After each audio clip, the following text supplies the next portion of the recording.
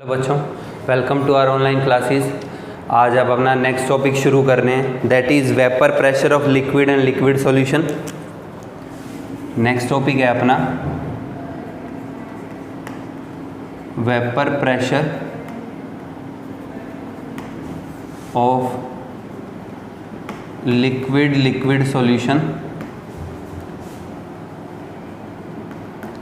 आज हम पढ़ रहे हैं liquid in liquid. Last time आपने पढ़ा था गैस इन लिक्विड, आज हम पढ़ रहे हैं लिक्विड इन लिक्विड और ये केस बनता है रोल्स लॉ।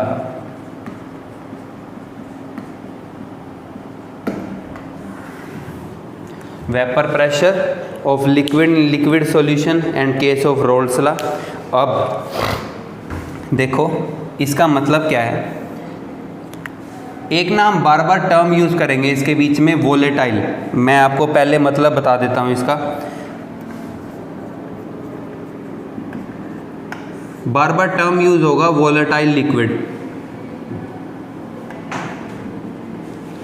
तो देखो वोलेटाइल लिक्विड का मतलब क्या होता है, वो लिक्विड जिसका लो टेम्परेचर के ऊपर ही वेपर बन जाए, या जिस लिक्विड के वेपर इजीली बन सकते हैं उस लिक्विड को आप क्या कहते हैं, volatile liquid. Which can form vapours at low temperature. ठीक है, अब केस ऑफ रोल्स लॉ है क्या। तो देखो अब आप पहले एक सेटअप लेके चलते हैं। वैसे ही मैं आपको एग्जांपल करा देता हूँ, बता देता हूँ कि है क्या, बनेगा कैसे। अब देखो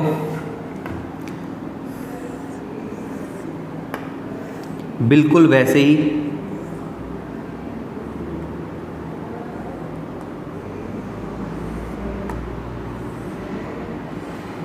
जो हमने लास्ट टाइम पढ़ा था, क्योंकि हम वेपर प्रेशर को ही यूज़ कर रहे हैं तो यहाँ पे वेपर प्रेशर की बात होगी। यहाँ पे मैं मरकरी लेवल बना रहा हूँ भाई।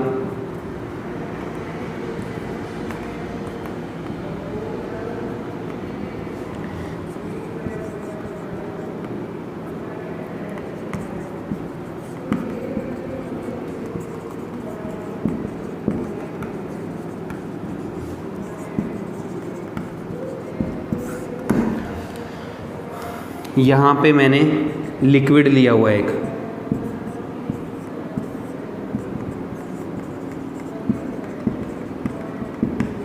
मैंने एक प्योर लिक्विड लिया हुआ है ए। ठीक है, अब इसके वेपर बनेंगे।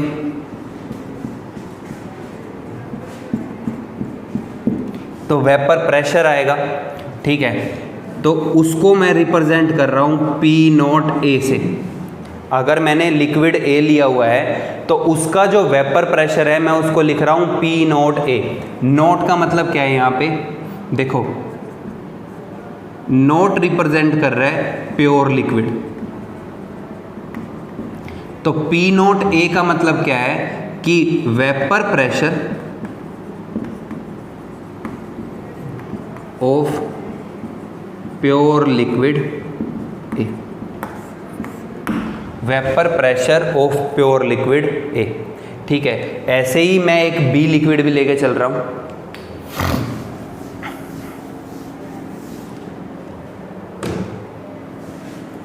यहां पे हम एक सेटअप और बना रहे हैं ऐसे ही।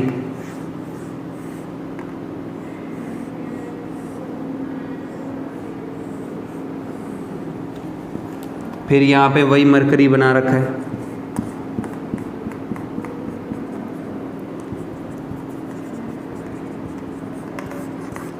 यहाँ पे मैंने लिक्विड लिया हुआ है बी।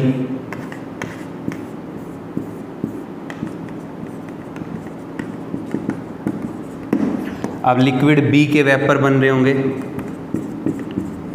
तो अब मैं टर्म क्या लिखूंगा, P not B, that is vapour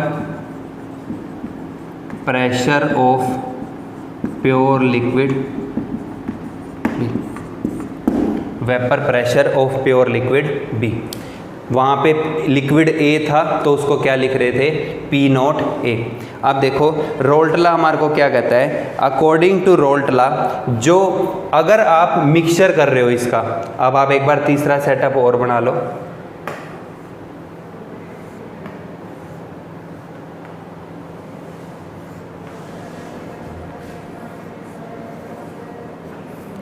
यहाँ पे वही mercury level,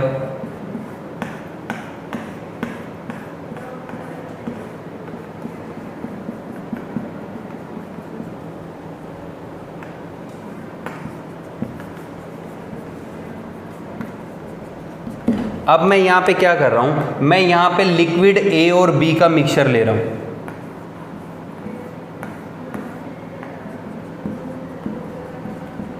liquid A and B mixture, ठीक है।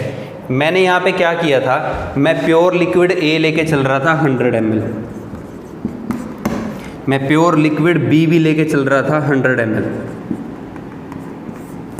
तीनों सेटअप के अंदर टेम्परेचर जो है वो मैं कांस्टेंट रख रहा हूँ। अब मैंने क्या करा कि लिक्विड ए बी और लिक्विड बी भी 100 ml यहीं पे ही रख दिया मैंने, तो 100 + 100 यहाँ पे मैंने ले लिया 200 ml। तो अब एट ए सर्टेन टेम्परेचर, किसी एक सर्टेन टेम्परेचर के ऊपर ए के भी वेपर बन रहे होंगे और बी के भी वेपर बन रहे होंगे, ठीक है। तो ये मान लो कि ये वेपर ऑफ ए है और ये वेपर ऑफ बी है। अब जब प्योर होता है, सिर्फ जब एक लिक्विड है, तो एक लिक्विड के प्रेशर को हम किससे रिप्रेजेंट कर रहे हैं, पी नोट, नोट रिप्रेजेंट कर रहा है प्योर को, ठीक है। अब लेकिन यहाँ पे तो क्या है, वेपर किसके हैं, ए के और बी के।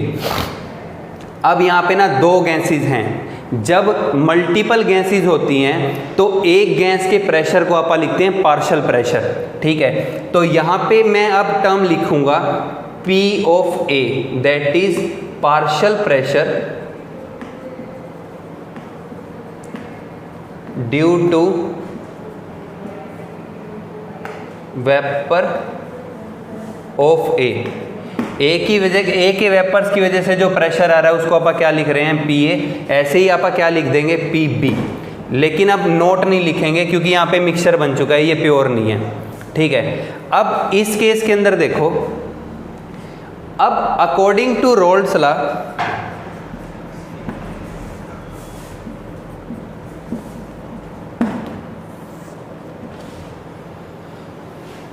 अब देखो, अकॉर्डिंग टू रोल्ट्स लॉ जो पार्शियल प्रेशर है, partial pressure of any liquid जो है वो डायरेक्टली प्रोपोर्शनल होगा mole fraction of that liquid in liquid mixture. According to Raoult law, partial pressure of any liquid, किसी भी लिक्विड का partial pressure कितना होगा, वो डायरेक्टली प्रोपोर्शनल होगा mole fraction of that liquid in liquid mixture. अब देखो इस बात का मतलब क्या है, मान लो कि भाई मैंने यहाँ पे लिक्विड ए के 20 मॉलिक्यूल ले लिए, यहाँ पे मैं लिक्विड फॉर्म में, यहाँ पे ए के तो मैं लेके चल रहा हूँ 20 मॉलिक्यूल और मैं बी के लेके चल रहा हूँ 10 मॉलिक्यूल। अब ज़्यादा वेपर किसके बन सकते हैं, ज़्यादा वेपर ए के बनेंगे क्योंकि यहाँ पे ए के मॉलिक्यूल लिक्विड फॉर्म में ज़्यादा हैं, ठीक है, ये इन लिक्विड फॉर्म है। अब अगर इसके मॉलिक्यूल ज़्यादा हैं तो इसका मोल फ्रैक्शन ज़्यादा होगा, तो जो प्रोबेबिलिटी है, प्रोबेबिलिटी किस चीज़ की, कि भाई वेपर बनेंगे वो किसके ज़्यादा होंगे, ए के।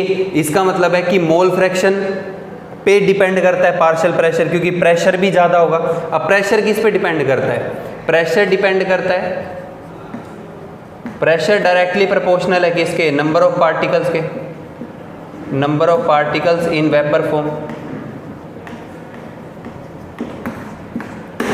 तो अब यही रोल्टला है कि जो partial pressure of any liquid, किसी भी लिक्विड का जो पार्शियल प्रेशर है वो किसके डायरेक्टली प्रोपोर्शनल होगा, उसके मोल फ्रैक्शन के। भाई जितना ज़्यादा अमाउंट उसका यहाँ पे होगा उतना ज़्यादा क्या होगा यहाँ पे वेपर प्रेशर। ठीक है, आपने ना एक चीज़ का ध्यान रखना है कि जो रोल्टला है वो हम सॉल्यूशन का आइडल बिहेवियर मान के ही आप इसको प्रूव कर सकते हो। देखो आइडल बिहेवियर का मतलब ये है कि लिक्विड ए और बी में कोई फोर्स ऑफ अट्रैक्शन ना लगे, ठीक है, और लिक्विड ए और बी के अंदर कोई रिएक्शन ना होती हो। तो अब इस केस के अंदर अगर हम इसको आगे सॉल्व करते हैं तो देखो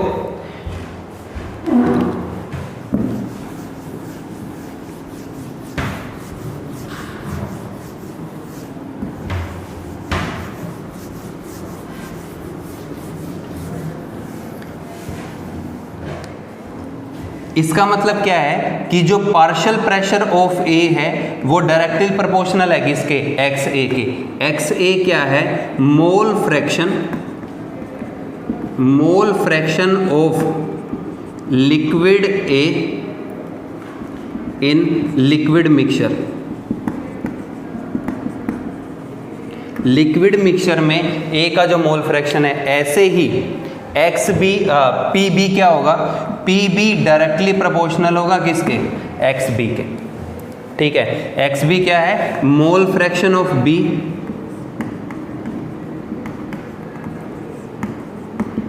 इन लिक्विड मिक्सचर।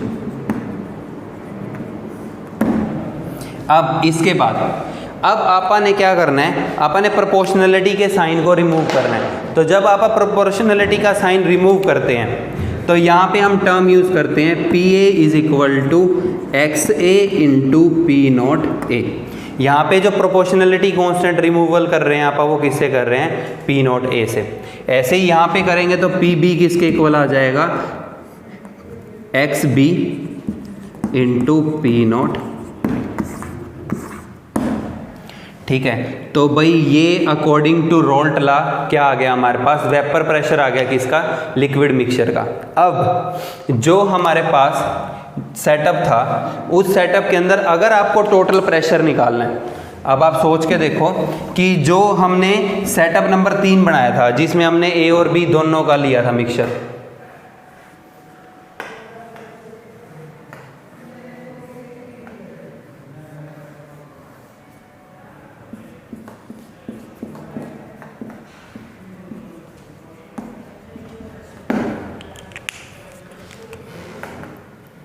यहाँ पे अपन ने लिक्विड ए और बी लिया था।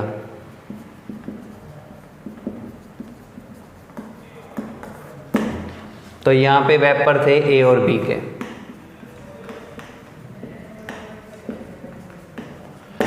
अब इस वेपर फेज के अंदर जो टोटल प्रेशर है, जो पी टोटल है, that is total pressure in vapour form.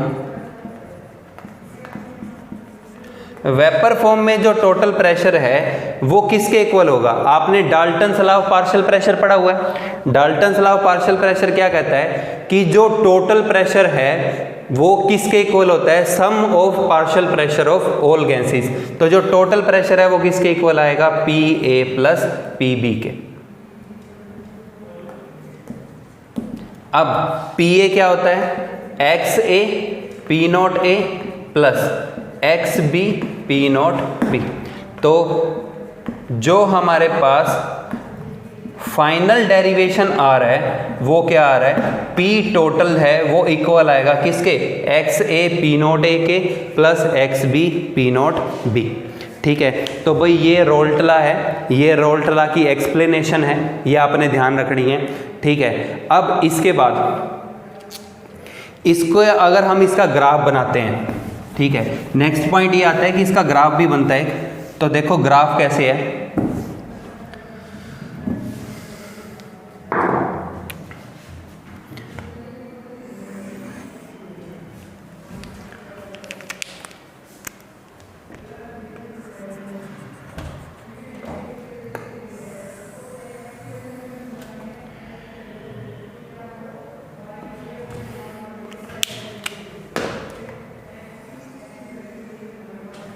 ये पॉइंट है, इस पॉइंट के ऊपर मैं एक्स ए की वैल्यू 1 लेके चल रहा हूँ, ठीक है, एक्स बी की वैल्यू 0 लेके चल रहा हूँ, मैं एक्स एक्सिस पे तो लेके चल रहा हूँ मोल फ्रैक्शन,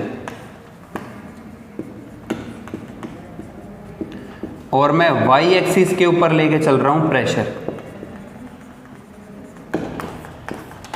ठीक है। अब देखो, जब हम इसका ग्राफ बनाते हैं, मैं इस पॉइंट पे एक्स ए की वैल्यू को 1 लेके चल रहा हूँ, एक्स बी की वैल्यू को 0 लेके चल रहा हूँ, यहाँ पे मैंने एक्स बी को 1 ले लिया, एक्स ए को ले लिया 0, क्योंकि देखो टोटल मोल फ्रैक्शन किसके बराबर होता है, 1 के। ये हम पहले पढ़ चुके हैं कंसंट्रेशन टर्म्स के अंदर कि जो टोटल मोल फ्रैक्शन है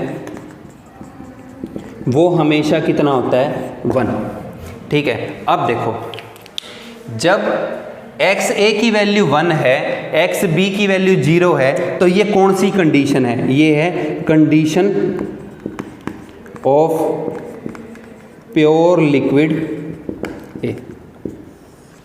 जो X A equal to 1, X B equal to 0 है, ये कौन सी कंडीशन है, condition of pure liquid A. जब लिक्विड प्योर था तो उस टाइम पे जो प्रेशर आ रहा था उसको मैं किससे रिप्रेजेंट कर रहा था, पी नॉट से। तो यहाँ पे मान लिया कि जो वो प्रेशर आ रहा है वो क्या आ रहा है, पी नॉट ए, और वो प्रेशर की वैल्यू हम मान लेते हैं कि यहाँ पे आ रहा है। ऐसे ही यहाँ पे X B equal to 1, X A equal to 0, ये कंडीशन किसकी है, ये कंडीशन है भाई प्योर लिक्विड बी की। तो ये जो कंडीशन है ये प्योर लिक्विड बी की है। जब लिक्विड प्योर था बी, तो उस टाइम पे मान लेते हैं कि जो प्रेशर है वो यहाँ पे आ रहा था, कुछ इस पॉइंट के ऊपर आ रहा है, और वो जो प्रेशर है उसको मैं क्या लिखूंगा, पी नॉट बी, ठीक है। अब आप सोच के देखो, जब मैं लेफ्ट से राइट जा रहा हूँ, ठीक है, लेफ्ट से राइट जाते हुए हो क्या रहा है कि मोल फ्रैक्शन ऑफ ए डिक्रीज हो रहा है और मोल फ्रैक्शन ऑफ बी क्या हो रहा है, इंक्रीज हो रहा है, ठीक है। अब ये जो बीच वाला सेटअप है ये सारा का सारा, ये किसके लिए बनेगा, मिक्सचर के लिए, ठीक है। अब लेफ्ट से राइट जाते हुए आप यहाँ पे चाहे मेंशन कर लो कि जब हम लेफ्ट से राइट जा रहे हैं, यहाँ पे लेफ्ट टू राइट जाते हुए आप क्या कर रहे हैं, मोल फ्रैक्शन ऑफ ए को क्या कर रहे हैं, डिक्रीज, और एक्स बी को क्या कर रहे हैं, इंक्रीज। अभी आपने रोल्ट लॉ में ये पढ़ा है कि जो पार्शियल प्रेशर ऑफ ए है वो डायरेक्टली प्रोपोर्शनल है किसके, मोल फ्रैक्शन के। तो अब लेफ्ट से राइट जाते हुए ए का मोल फ्रैक्शन क्या हो रहा है, डिक्रीज, तो इसका मतलब है कि इसकी वजह से जो प्रेशर आ रहा होगा वो भी क्या हो रहा होगा, डिक्रीज। और जब मोल फ्रैक्शन की वैल्यू 0 आ गई तो पार्शियल प्रेशर भी कितना होगा, 0, ठीक है। तो ये लाइन बन रही है किसके लिए, ए के लिए। अब आप सोच के देखो, जब आप इस पॉइंट को देखते हो तो एक्स बी यहाँ पे 0 है, यहाँ पे एक्स बी कितना है, 1, तो लेफ्ट से राइट जाते हुए एक्स बी क्या हो रहा है, इंक्रीज हो रहा है। तो इसका मतलब है कि मोल फ्रैक्शन इंक्रीज हो रहा है तो प्रेशर भी क्या होगा, इंक्रीज होगा, और ये हमारे पास बन जाएगा ग्राफ, ठीक है। तो इस लाइन के ऊपर अब इस पॉइंट पे अगर आप मोल फ्रैक्शन देखो तो इस फ्रैक्शन के ऊपर एक्स ए का मोल फ्रैक्शन 1 नहीं है, तो अगर पार्शियल प्रेशर ऑफ ए निकालना है तो वो किसके इक्वल आएगा, x A P not a, that is partial pressure of A in mixture, ठीक है। ऐसे ही यहाँ पे आप लिख सकते हो पी बी जो है वो इक्वल आएगा एक्स बी पी नॉट। अब जो टोटल प्रेशर है वो इन दोनों प्रेशर के बीच में आएगा। आप अभी हम न्यूमेरिकल भी सॉल्व करेंगे तो आप देखना कि जो टोटल प्रेशर है वो इन दोनों प्रेशर के बीच में आ रहा होगा, और उसको हम कैसे फाइंड करेंगे, X A P not A plus X B P naught. अगर मान लो कि आपको इस पॉइंट पे टोटल प्रेशर फाइंड करना है तो इस पॉइंट पे आप क्या फाइंड करोगे, मोल फ्रैक्शन। लाइन को आगे बढ़ा दो, ये जो पॉइंट आ रहा होगा प्रेशर का, यहाँ पे क्या आ रहा होगा, वो प्रेशर आ रहा होगा जो आपको फाइंड करना है, ठीक है। या आप क्या कर सकते हो, इस पॉइंट पे दोनों मोल फ्रैक्शन आ जाएंगे, पी नॉट ए और पी नॉट बी तो क्या होंगे, कांस्टेंट क्वांटिटी, वो आपको हमेशा पता ही होगा, फॉर्मूले में वैल्यू रख दो, आपके पास क्या आ जाएगा, पी टोटल। तो ये हमारे पास ग्राफ बनेगा रोल्टला का।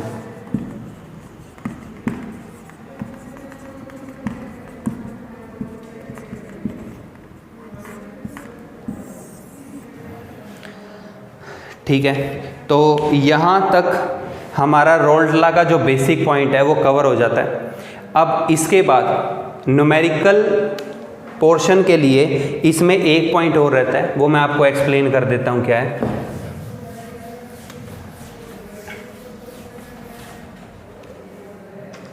आपने डाल्टन्स लॉ पढ़ा हुआ है, ठीक है,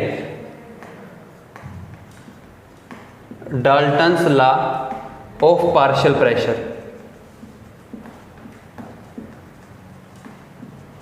देखो जो Dalton's law of partial pressure है ये सिर्फ गैसेस के लिए है, for gases only. Dalton's law of partial pressure सिर्फ गैसेस पे लगेगा, not on liquid and solid. Liquid और सॉलिड के ऊपर ये कभी भी नहीं लगता, ठीक है। तो आपने ये पढ़ा था वहां पे 11th में कि according to Dalton's law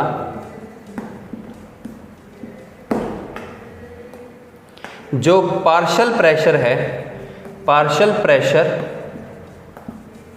of any gas, partial pressure of any gas in gaseous phase, gaseous phase के अंदर किसी भी गैस का जो पार्शियल प्रेशर है वो डायरेक्टली प्रोपोर्शनल है मोल fraction of that gas in vapour phase. ये ध्यान रखना है कि रोल्ट लॉ में vapour pressure in liquid phase आता है, डाल्टन्स लॉ में vapour pressure mole fraction in vapour phase. भाई जो ऊपर वेपर बन रहे हैं उसमें मोल का फ्रैक्शन कितना है, ठीक है। तो अब अगर पार्शियल प्रेशर ऑफ ए निकालना है तो वो डायरेक्टली प्रोपोर्शनल होगा, वाई ए लिख रहा हूं मैं, वाई ए जो मैं टर्म यूज कर रहा हूं यहां पे ये है मोल fraction of A in vapour phase. Vapour phase में जो मोल फ्रैक्शन होगा, ठीक है। फिर आपने वहां पे पढ़ा होगा कि प्रोपोर्शनैलिटी को हटाने के लिए हम यूज करते हैं पी टोटल। तो पी ए जो है ये इक्वल आएगा वाई ए इंटू में P total, that is total pressure in vapour phase.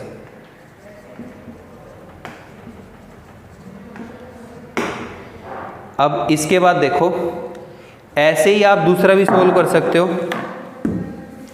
दूसरा ये बन रहा होगा P B is equal to Y B into में पी टोटल, ठीक है। तो ये Dalton's law of partial pressure है। कई बार क्या होता है कि न्यूमेरिकल ऐसा आ जाता है कि जो हमें दोनों फेज देख के सोल्व करना है, ठीक है। एक बार मैं आपको ये फिर से डायग्राम बना के बता देता हूँ कि था क्या। मान लो कि वही सेटअप है, यहाँ पे आपने लिक्विड लिया हुआ है,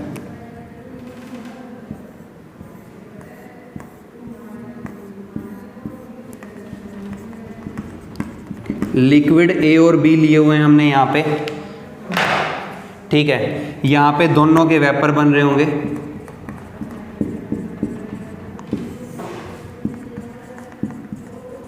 vapour of A and B. Let Y A लेके चल रहा हूं मैं, mole fraction of vapour A in vapour phase.